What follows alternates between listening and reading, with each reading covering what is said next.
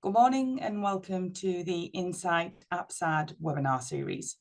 I would like to begin by acknowledging the traditional owners and custodians on the land on which this event takes place and pay my respects to elders past and present. I'm coming to you today from Meanjin on the lands of the Turrbal and Yagara people. I would also like to extend that acknowledgement to any Aboriginal and Torres Strait Islander peoples who are joining us today across the web. My name is Sam Clark and I'm a nurse educator here at Insight, and I have the pleasure of facilitating today's webinar, Drug Trends 2023, Insights, Trends, Markets and Harms from a long-standing national study on illicit substances. Drug Trends is a unique and long-standing national monitoring programme that includes annual interviews with people across Australia who regularly use substances. Rachel and Caroline will present highlights of the national and Queensland's 2023 interviews about patterns of substance use and related behaviours, drug markets and harm reduction efforts. Our presenters today are Dr. Rachel Sutherland and Associate Professor Caroline Salom. Dr. Rachel Sutherland is a Senior Research Fellow at the National Drug and Alcohol Research Centre with the University of New South Wales. And Associate Professor Caroline Salom is a Principal Research Fellow at the Institute of Social Science with UQ. We will have time for questions following Rachel and Caroline's presentation, so please type any queries and questions you have for them in the chat, and I'll ask them on your behalf at the end. So without further ado, welcome Rachel and Caroline, and over to you. Fantastic. Thank you so much, Sam, and thank you so much for the invitation to be here. So as Sam mentioned today, Caroline and I are going to be presenting some findings from the 2023 Drug Trends Programme of Work.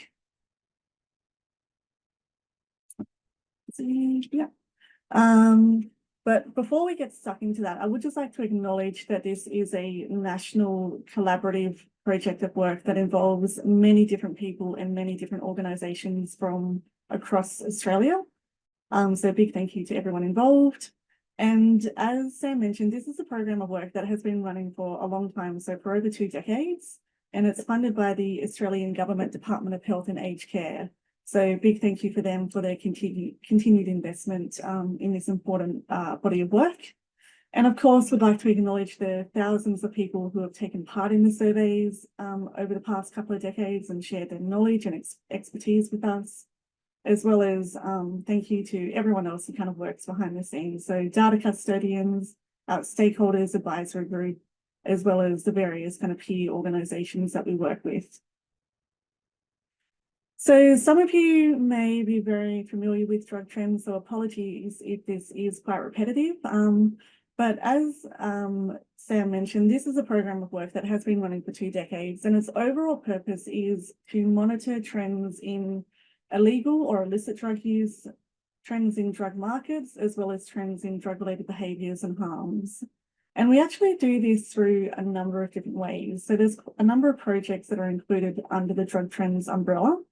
So we analyse existing data sources. So we produce annual reports in particular on drug-related hospitalisations and drug-induced deaths. And occasionally we will also analyse other secondary data sources such as treatment data or the National Drug Strategy Household Survey. And then in addition to that, we also go out every year and do surveys with people who use drugs.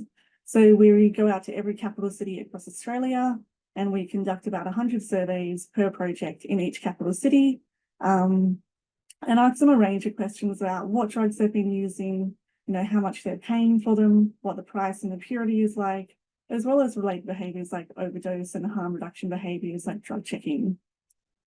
So there's 2 main groups that we interview. So the first is a group of people who inject drugs as part of the illicit drug reporting system.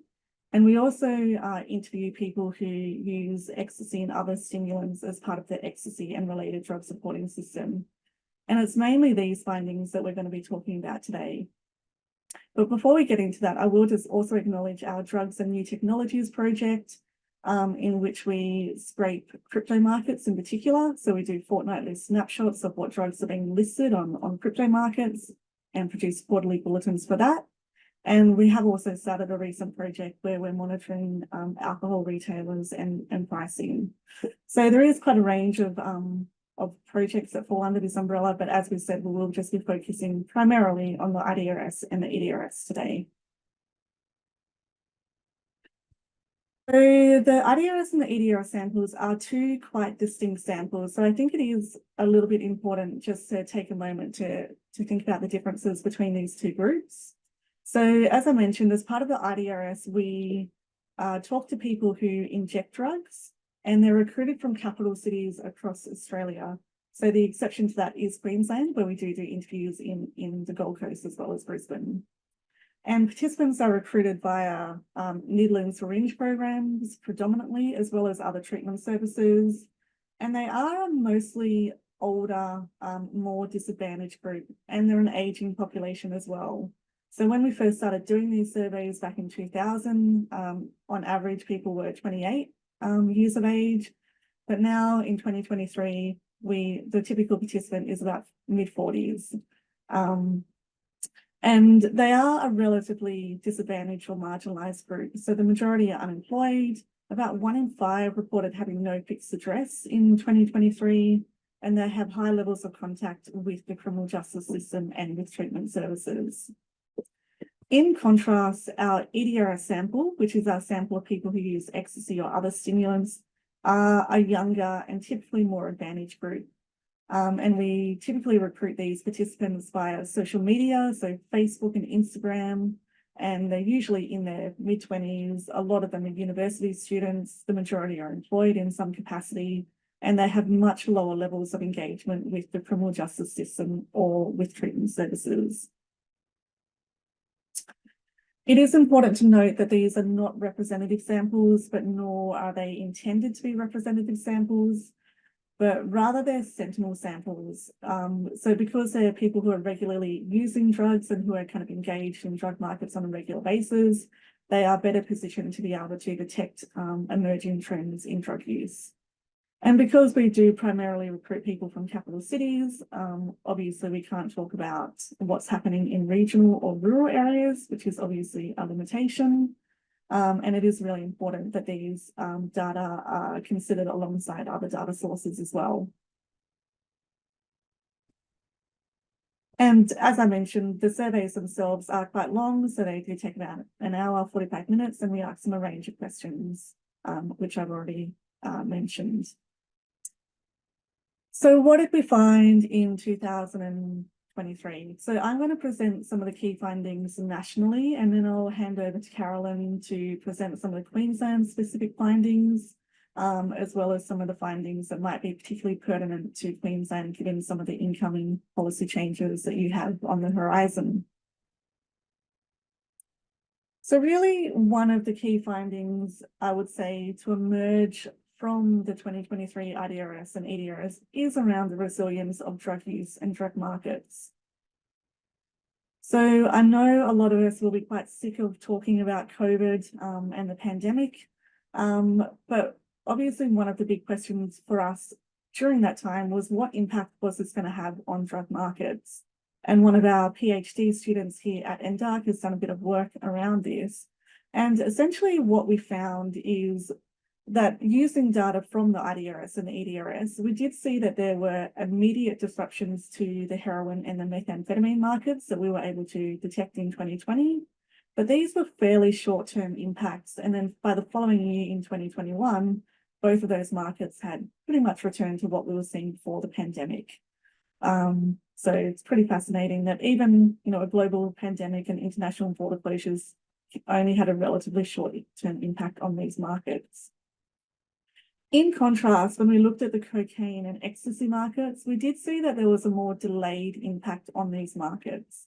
So we didn't see any evidence of change early on in the 2020, but we saw changes that were most evident in 2022 that were relative to the pre-pandemic trend. So one of the key questions for us when we were analysing the 2023 data was there going to be a sustained recovery of the methamphetamine and the heroin markets?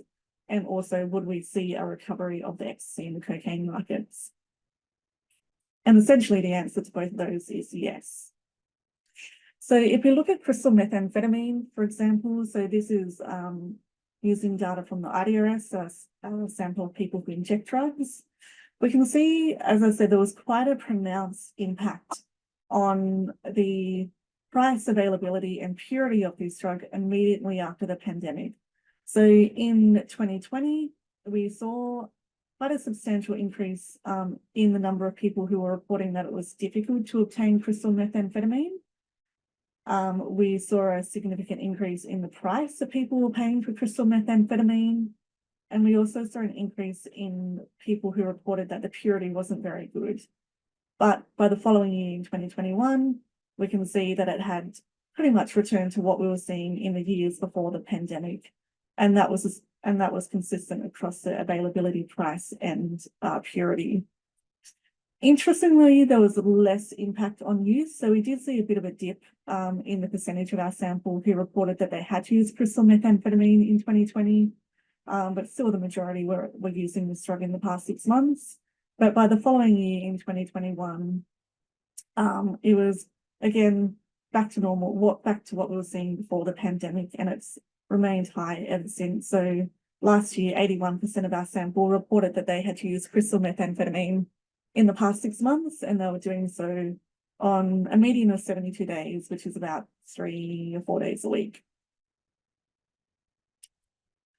In contrast, as I said, the impact on the ecstasy market was more delayed.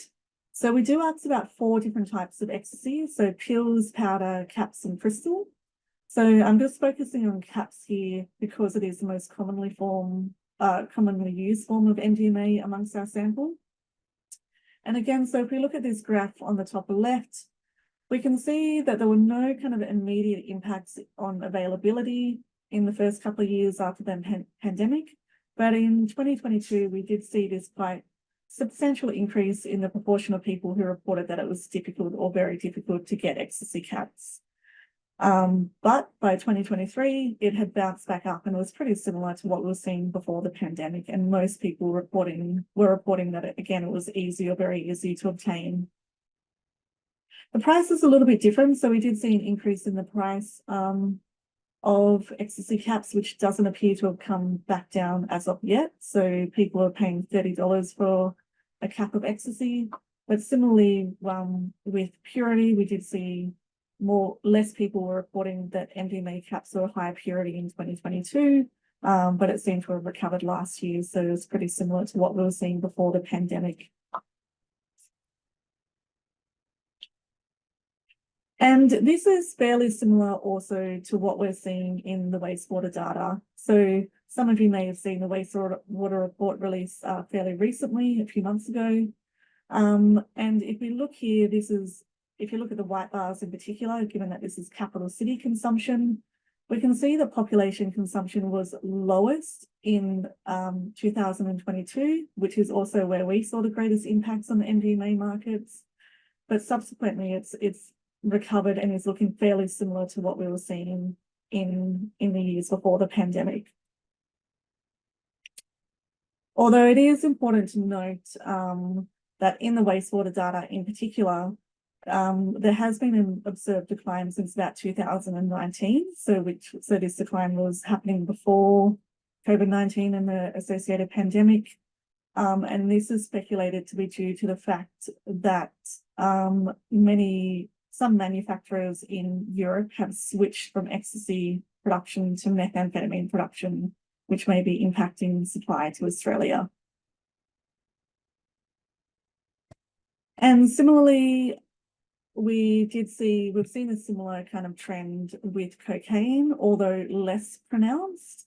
So interestingly, availability has remained high throughout the pandemic and afterwards, and most people reporting that cocaine is easy or very easy to obtain. We have seen an increase in the price of cocaine, so people are now paying $350 for a gram, and this price has remained elevated.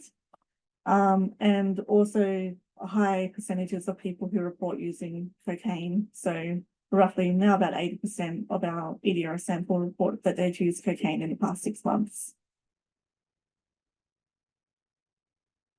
And again, with the wastewater data, it seems to show a similar kind of picture. So again, if you look at the white bars, which is capital city consumption or detection in wastewater, it was lowest in 2022, but again, it's bounced back up and is very similar to what we were seeing before the pandemic. And this is also fairly consistent with what we're seeing globally as well. So globally, we know that there's been a prolonged increase in both the supply and demand of cocaine. We're also seeing that methamphetamine continues to be well established in global markets and doesn't appear to have been particularly impacted by the pandemic. And methamphetamine is also expanding beyond the traditional markets. So it's expanding to markets like Africa and the Middle East and Southeast Asia, Southwest Asia. The world, some of you may be aware that also there was a ban of opium poppy cultivation in 2022 announced by the Taliban. So we haven't, which is, and that has had quite a significant impact on the manufacture and production of poppies in Afghanistan. So it's reduced by 95%. There is a lot of questions about what impact this is going to have on the global market. So we haven't seen any obvious impacts on the Australian market as of yet. But it is possible that this could lead to a bit of a global shortage of heroin in the next little while. So that's something that we'll be watching quite closely. So one of the other key findings to really emerge from the 2023 IDRS and EDRS is around e-cigarettes. And this is something that is very topical at the moment, as I'm sure we're all aware. And as many people would know, back in October 2021, legislation was introduced whereby people require a prescription to obtain nicotine vaping products. So we were really curious as to whether this was going to have an impact upon e-cigarette use among our sample of people who use drugs. And as we can see from this graph here, it appears that it has had no impact whatsoever. So the blue line here is our sample of people who use ecstasy and other stimulants, and we can see that from about 2014 to 2020, roughly about a third of the sample reported that they had used e-cigarettes in the past 6 months. This increased quite substantially in 2021, so up to 58%, and it's remained high ever since. So now about 2/3 of our EDRS participants report that they had used e-cigarettes in the past 6 months. This is a little bit lower among our sample of people who inject drugs, but again, quite a similar kind of trend. So roughly about 1 in 5 of our sample of people who inject drugs reporting that they had used e-cigarettes in the past 6 months, but been trending upwards since about 2020. So now it's about a third of the sample. And there's also been an increase in the frequency with which people are using e-cigarettes. So our EDRS participants now report using e-cigarettes on a median of 120 days in the past 6 months, which on average is about 4 days a week. And our IDRS participants, a sample of people who inject drugs, report using on a median of 90 days in the past 6 months, which is about every second day. So using fairly frequently, and most of this is non-prescribed use. So very few people report going through the prescription kind of pathways. And these are national figures, but the percentages for the Queensland sample are also similar to that, although there was a slightly higher percentage who reported using prescribed e-cigarettes in Queensland. So I think it was about 8% of the EDRS sample had used prescribed e-cigarettes. So one of the next questions for us was maybe people are using e-cigarettes that don't actually contain nicotine. So maybe they're just using the vape juice.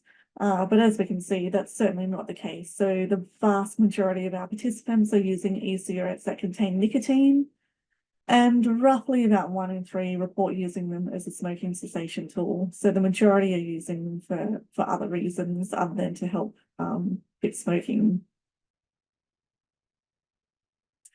And we also asked people if they'd had any troubles accessing e-cigarettes in the past 6 months. and the vast majority reported no difficulty in accessing e-cigarettes. And when we asked them where they were getting them from, most people just reported that they were getting them from a physical retail outlet, so mainly a vape store, although about a third reported that they were getting them from a friend or a relative or an acquaintance. So far there doesn't really appear to be any impact on e-cigarette use among our samples of people who use drugs. And this trend is, so obviously the rates of e-cigarette use are much more elevated amongst our sample compared to the general population, but the trend is the same. So the National Drug Strategy Household Survey released their most recent results just a few weeks ago. And one of the key findings, so this is a general population survey of Australians aged 14 years and older. And one of the key findings that they found was that the use of, again, e-cigarettes or vaping devices has increased. So it's almost tripled from the last time they did the survey back in 2019. And it appears to have increased across most age groups until we hit about the 50 or so year old age group. So particularly among the 18 to 24s, we've got this increase in people using e-cigarettes, but also increases among 14 to 17, 25 to 29, and the 30 to 39.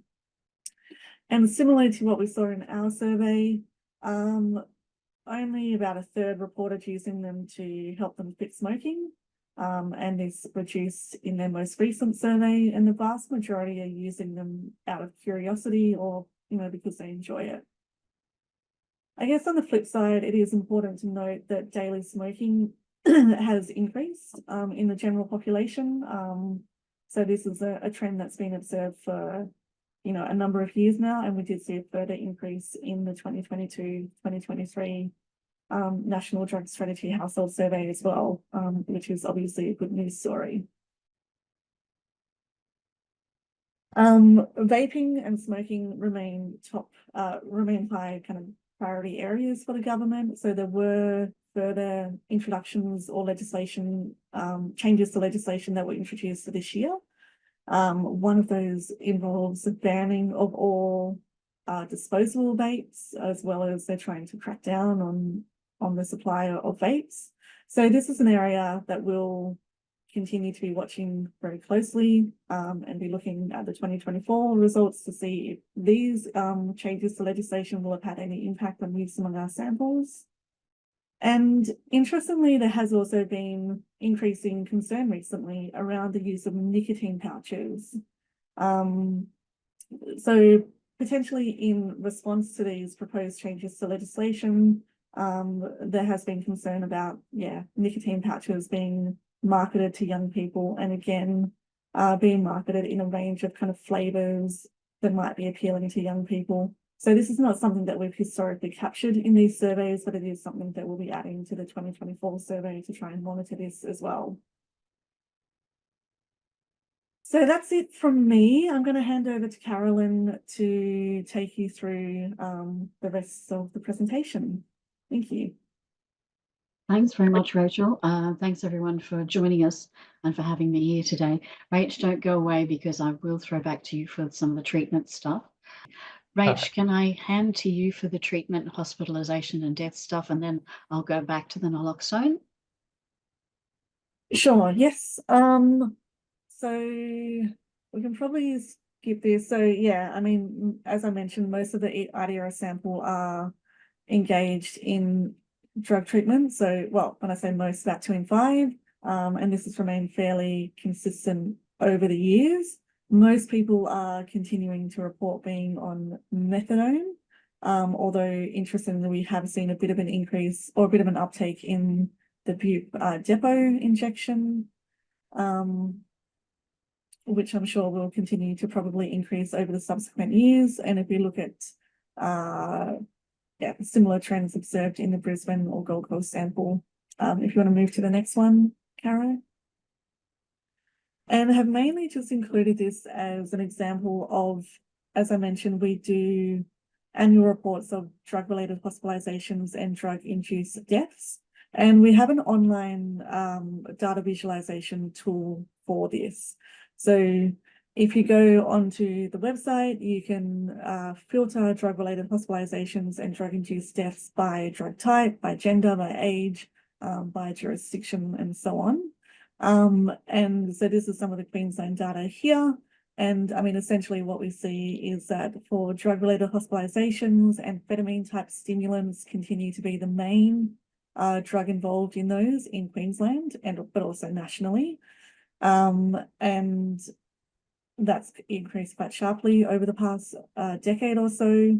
And then, but if you look at the drug-induced deaths, opioids and benzodiazepines in particular continue to be the main drug involved in drug-induced deaths in Queensland. But yes, very much encourage you to head along to the data visualization tool if you're keen to look at that more. Right, back to you, Cara. Thanks very much, Rach. And apologies, people, for jumping backwards and forwards. But the reason I wanted to you to hear that first was that we're very interested in what's happening with naloxone. As part of a 3-state pilot, we saw a change in the availability of naloxone, which is used to reverse opioid-induced overdoses.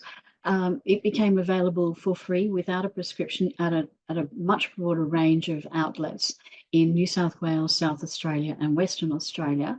But now it has become available nationally since July 2022.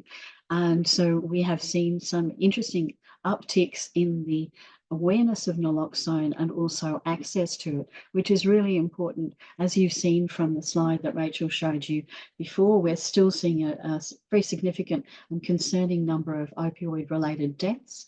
It's not just from heroin. Prescription opioids are often involved, and it's often polysubstance use, which includes the use of benzodiazepines. So what we've seen over time is that within our IDRS cohort, who are people who we might expect to have an increased knowledge of naloxone, they've known about it for quite some time, but their access to it has increased significantly over time.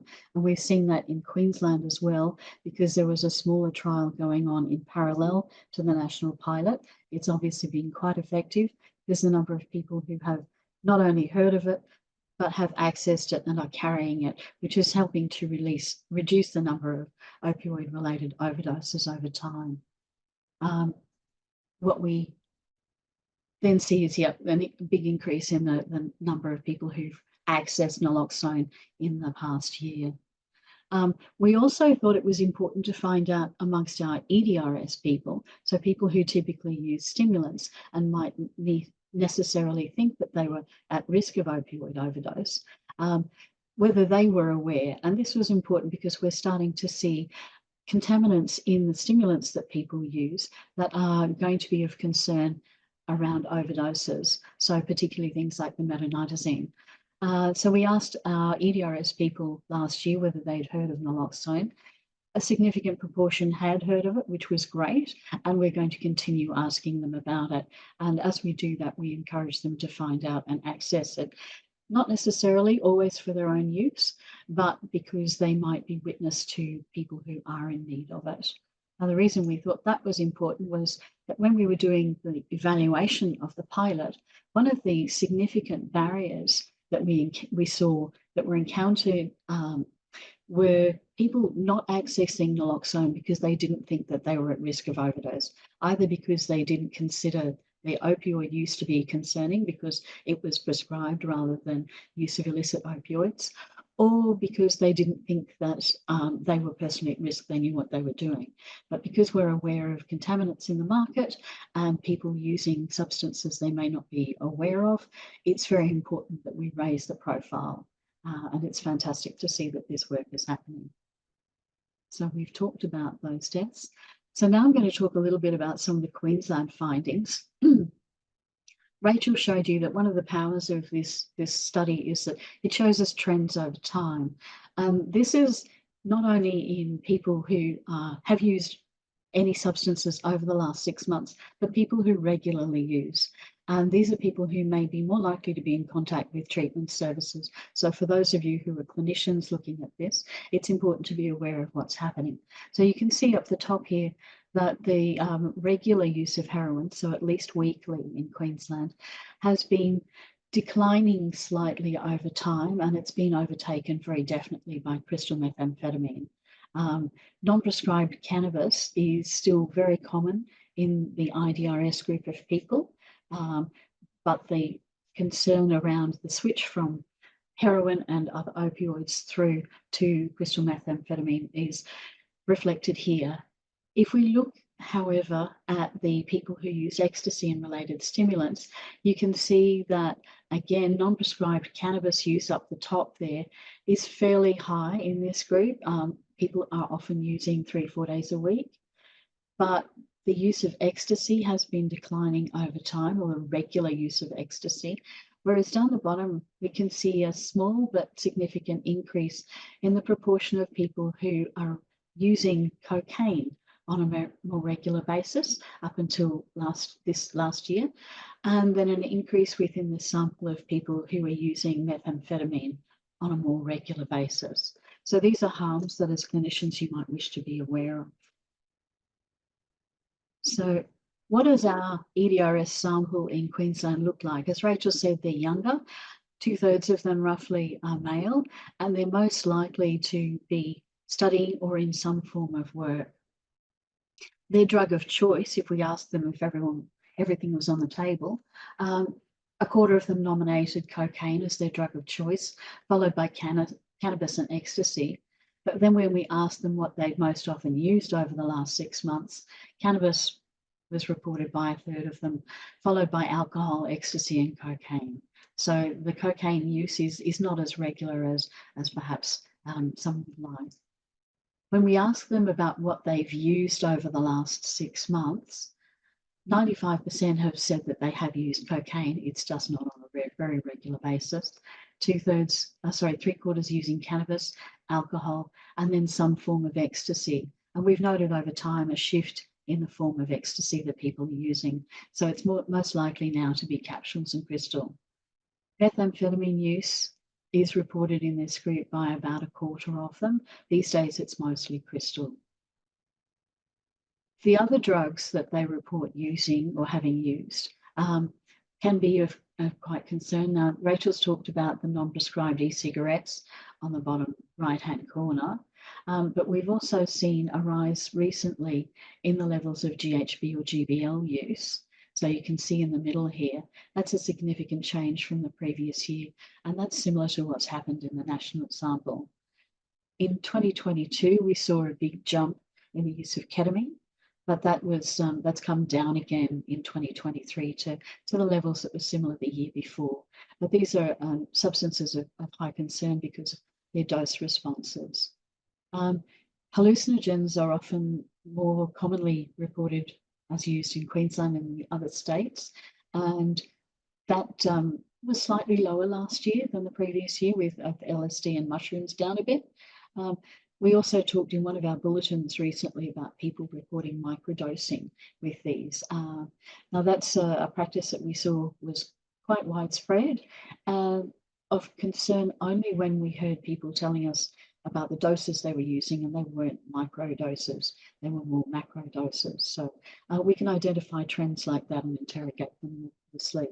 And that's what we use when we're releasing our bulletins, so that we can again put out fairly timely information.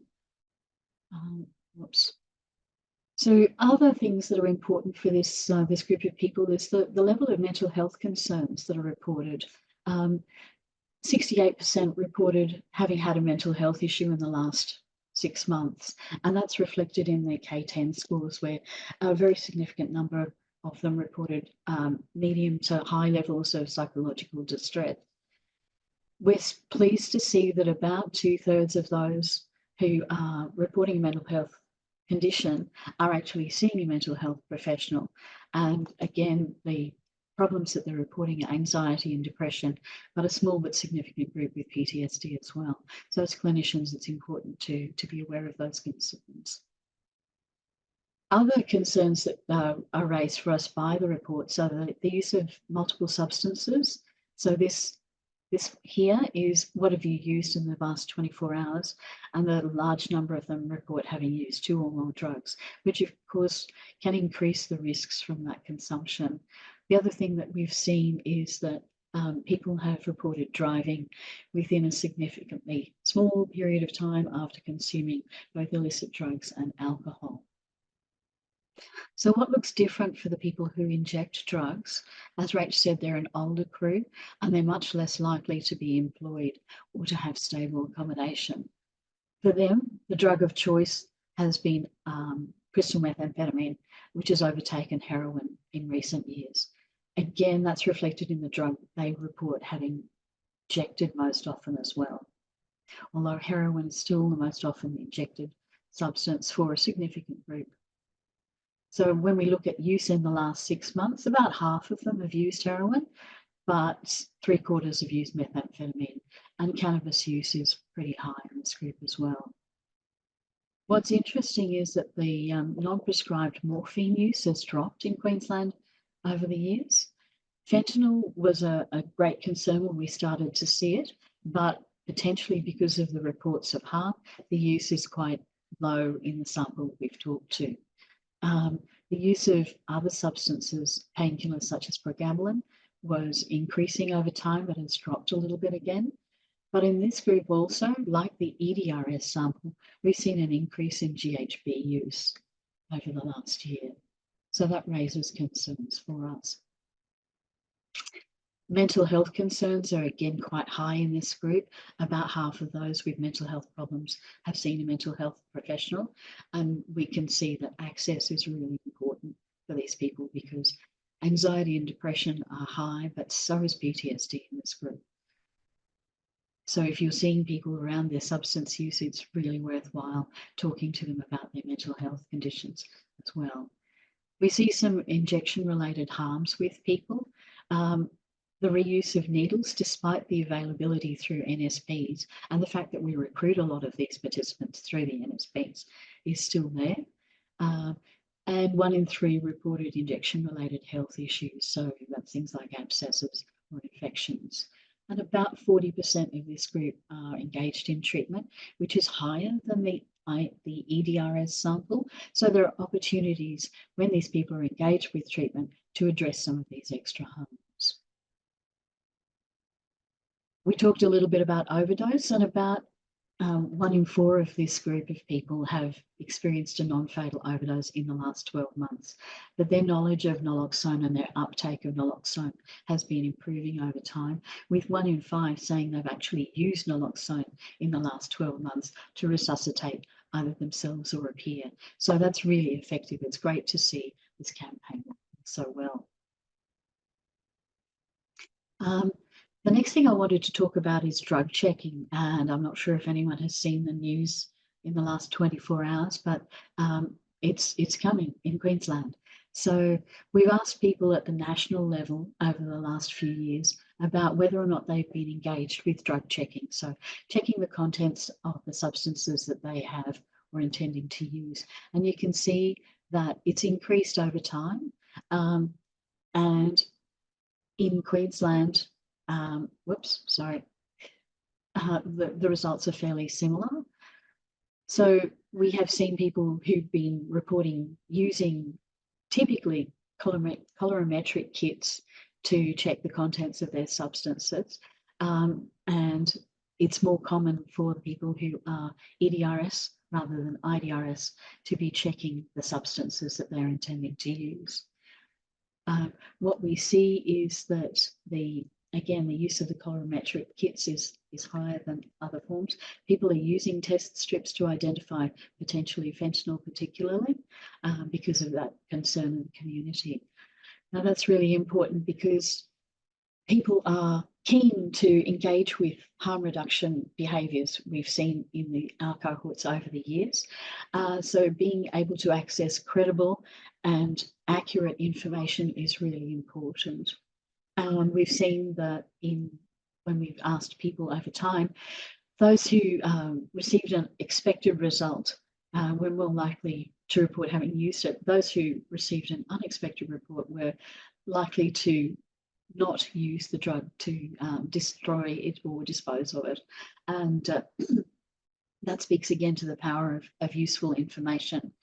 Now, we've seen that pill testing is about to start in Queensland very importantly, it will be available not only at festivals, but from a fixed site as well. That fixed site will be available mid-April, and further festivals, as well as the rabbit seed lettuce one that's in the news article, which will be over Easter. So this important harm minimisation mechanism will be available to people in Queensland very shortly.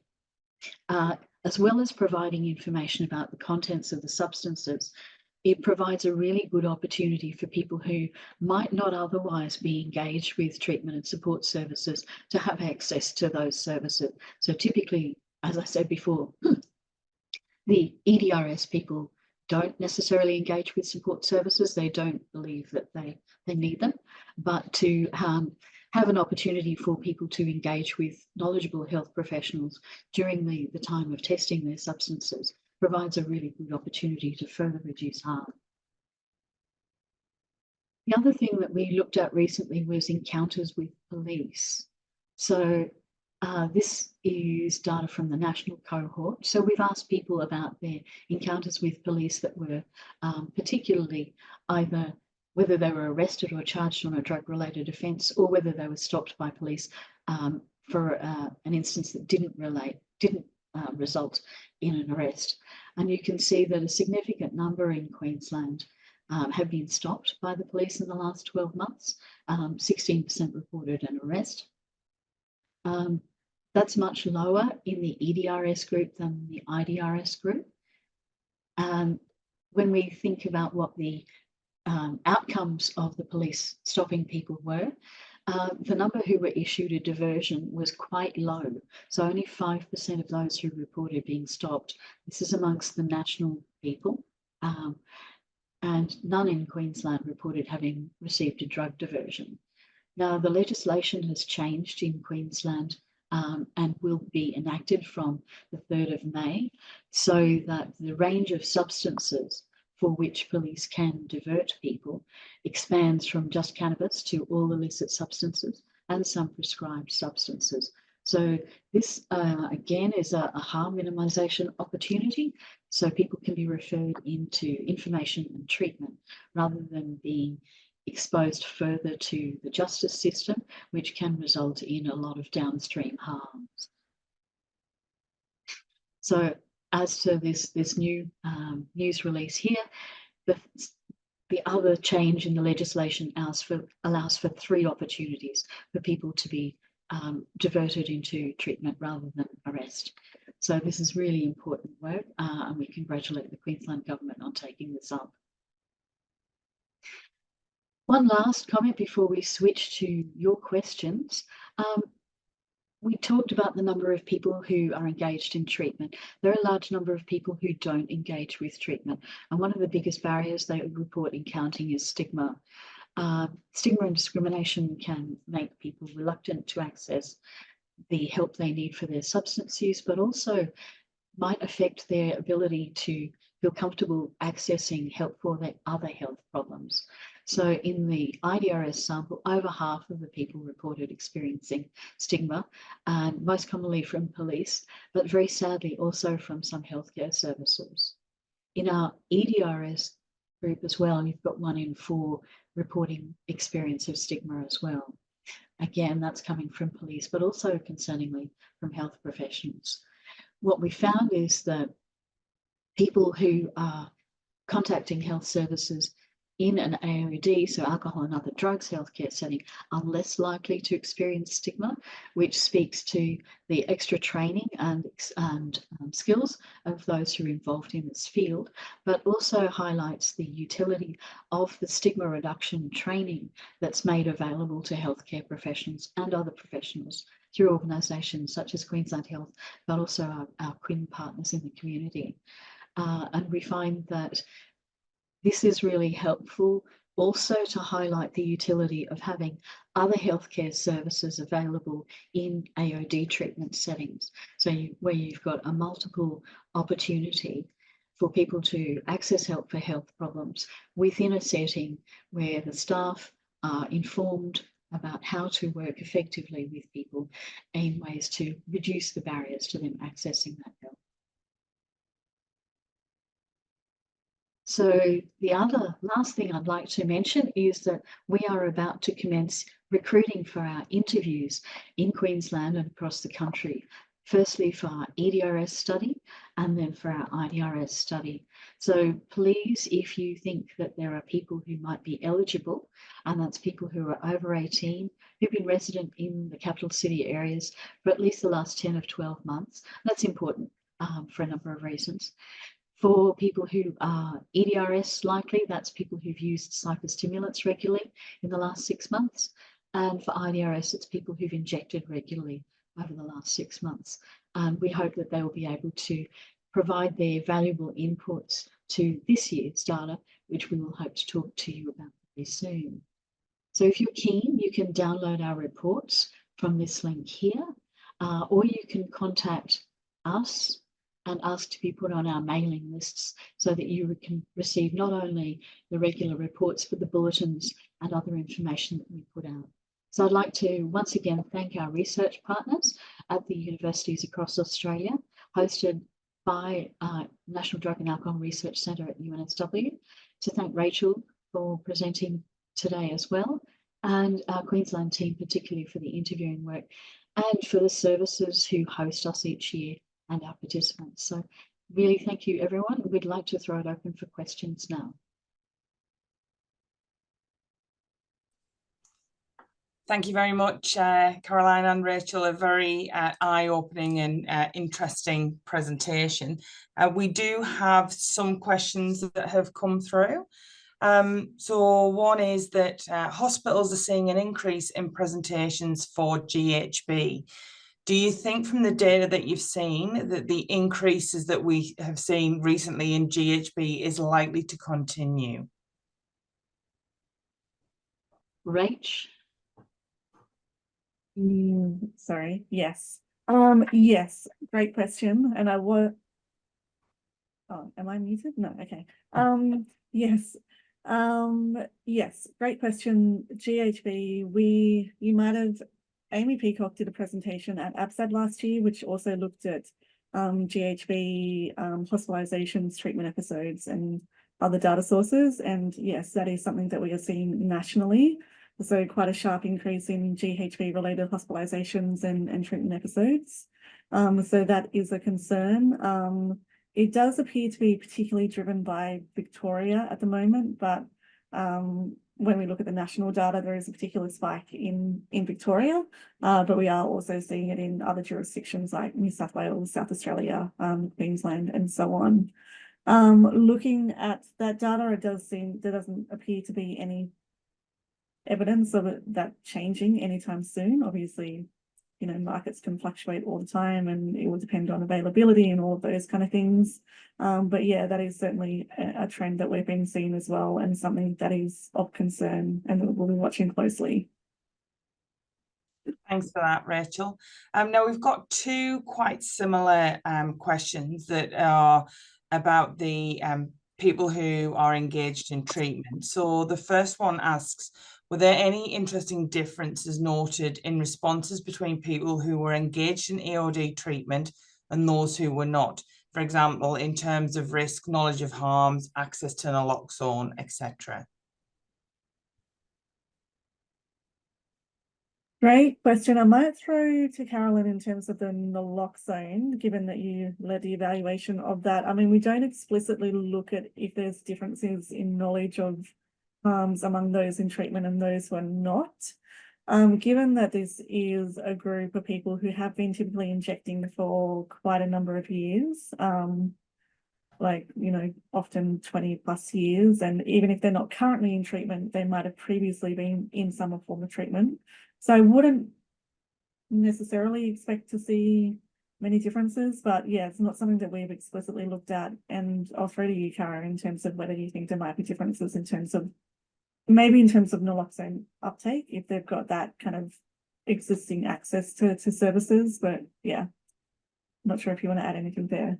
Yeah, thanks, Rach. One thing we found with the national evaluation was that people who inject drugs were most comfortable accessing naloxone through familiar places like the NSPs or avenues for treatment. So that's why it was so important for the naloxone to become available quite broadly through support services as well as clinical treatment services. In other settings, in the outreach setting as well, where people might not contact formal treatment services, but the outreach provides that opportunity. There was a very broad access to pharmacies as well.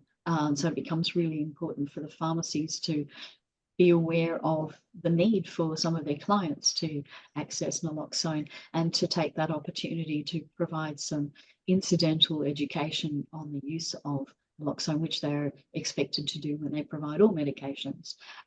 So it's about providing multiple opportunities. So when there is a new initiative that encourages people of any type who use drugs to get them connected with knowledgeable health service providers, that opportunity is really worth taking up. Thank you very much, Caroline.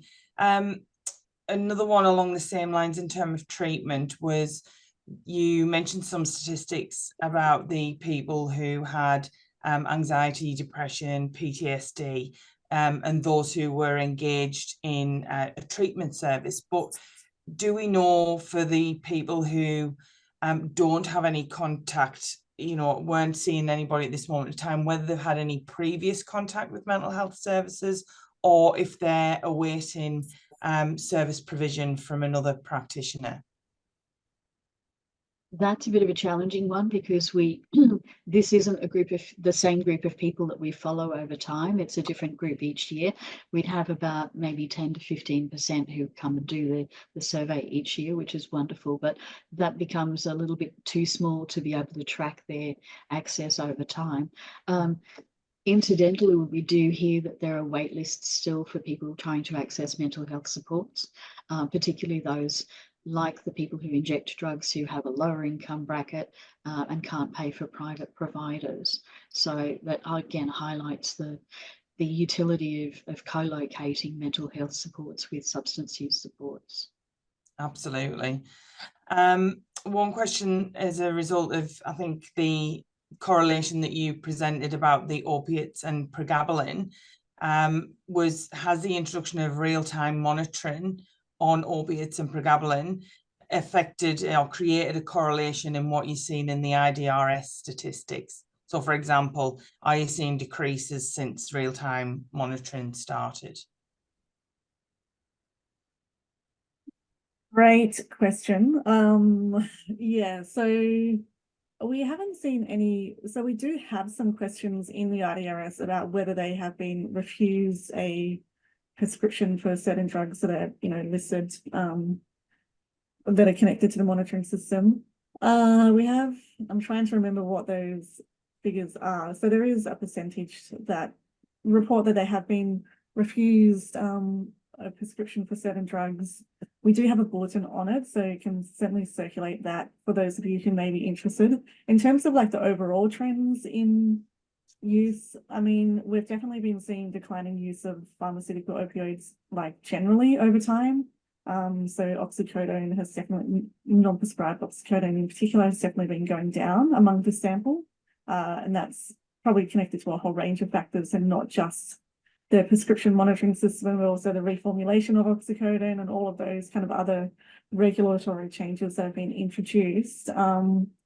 So yes, we haven't specifically looked at the real-time. Yeah, I'll circulate the module, the bulletin on prescription refusal if people are interested. But yeah, we have been seeing a reduction in pharmaceutical opioids. Anything you want to add, Caro, to that? It's a little bit difficult to track because the inaction of the real-time prescription monitoring is different in each state in Australia. So the impact has been slightly different in each location. So it makes it a little bit difficult for us to make definitive claims around that one. And as Rachel noted, the changes in formulation of things like OxyContin and some of the work about that's been done with the prescribers has also had an impact on the number of prescriptions being given. So we've seen an increase in people using other major painkillers, but they certainly haven't risen to the level where they're taking on oxycodone completely.